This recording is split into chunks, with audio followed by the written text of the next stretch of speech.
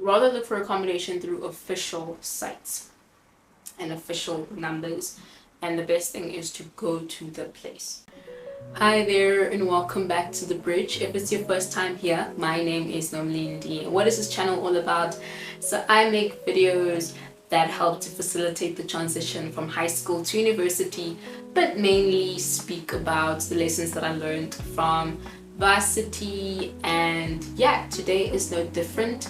Today's video is all about how to avoid private accommodation scams, and it follows up from the video that was posted I think sometime this week, I think it was yesterday, about how to find private accommodation.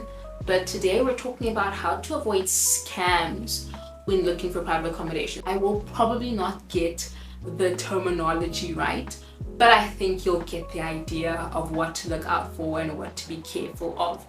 So there are two common scams that exist when it comes to private accommodation.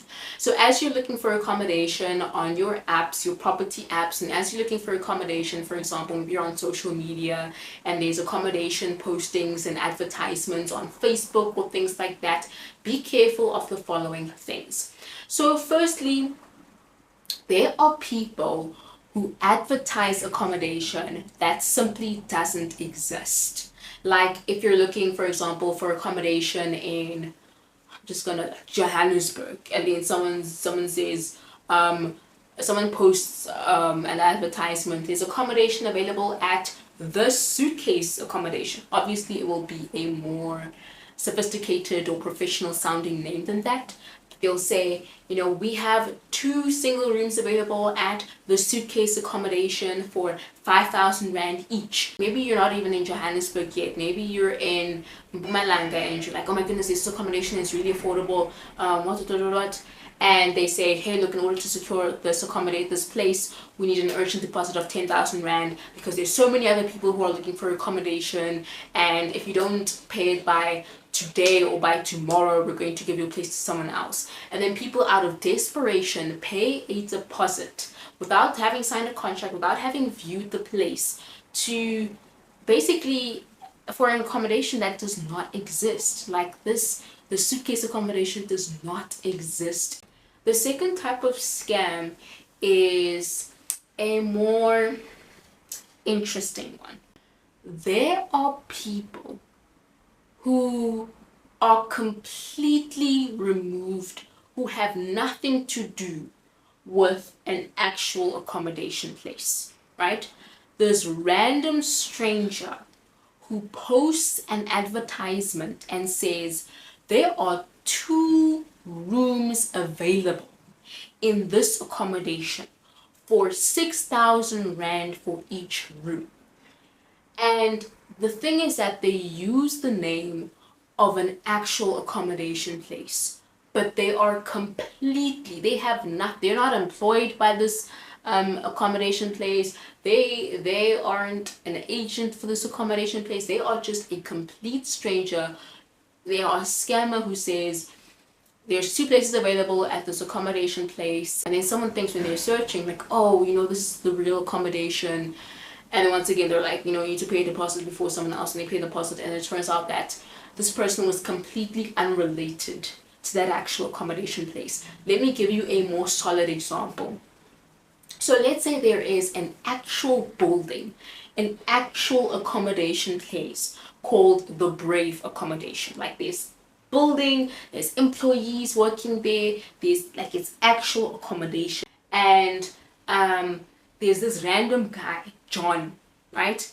He's not employed by the Brave, he has nothing to do with the Brave, he's just on Facebook, and then he posts an advertisement and say, there are 2 single rooms available for 6,000 Rand at the Brave. For more information, please contact me, John. And then some random person, right, decides, oh look, there's room available at this place, it's a really cool place, I've seen the pictures, so I'm just gonna send them an email, or I'm just gonna call them. This person says, yeah, but in order to secure your deposit, you need to send me, in order to secure your place, you need to send me a deposit today, because there's so many other people who want that spot, right? So That's another way. There are also other scams where someone will act like they're working for a certain rental agency company, but they're actually not, or someone who will act as if they're an accredited agent, but they're actually not an agent. But I'm just going to give you like a few steps on how to avoid just all these scams, right? So the first thing is, when you're looking for accommodation, or when you are assuring that an advertisement is genuine, contact the place itself. So accommodation places will usually have an official website. Not all of them, not all official places have websites, but I would say majority of them have official websites with official phone numbers and official emails where you can go, oh, the brave at what.co.za, and you look at this place on the website and there's numbers there. You can call those people and ask, hey, look, I saw this advertisement on this platform, advertised by this person, advertising these rooms for 5,000 rand or 6,000 rand. Is this genuine? Was this by your company? And then they can say, no, it wasn't. Blah, blah, blah, blah. So just make sure that you go to official websites of accommodations, contact their official person recognized on that website. So that's the first way. One step better than that is to actually go to the place. You can go to the brief in person and ask, hi, do you guys have any available accommodation? And they can say, no, actually our accommodation is fully booked, like there's no space here, so that advertisement is completely false. So those two things. Say you can go to the official website, call the official number, and ask to whether advertisements are real or not. I would even say go to the official website to check if there's available accommodation through the website. Don't rely on random advertisements floating around social media. But the second thing is to look for accommodation while you're in the city. So to actually go to the place, go to the Brave and go, hi, do you guys have any accommodation? And they can say, hi, look, we have like 2 rooms. You are sure you can go look at them right now to see if you like them or not. The second way to avoid private accommodation scams is to meet in person for a viewing. So try to make sure that you view a place before you make any deposits or before you sign any contracts. It's because sometimes, even if it's a real accommodation place, guys, the pictures can be different. The pictures can be different from the place. So rather just have a viewing to make sure that the place actually looks like the pictures, or the place is genuine. I would say for safety reasons, try to go with a friend just to make sure that you're safe and not going into an unfamiliar place by yourself. So yeah, that's it. Try to secure a viewing before you actually deposit or sign any contracts. Another thing that I would say is be careful of urgent deposits that are required. So like I said in the examples, there's going to be people who say you need to pay your deposit immediately or else we're going to give this place to someone else because there's other people who want this place too. And there's just this hurry, this like desperation to just like pay it immediately or else. Be careful of things like that. Be careful of paying things before you sign contracts. So yeah, in all of this, don't panic.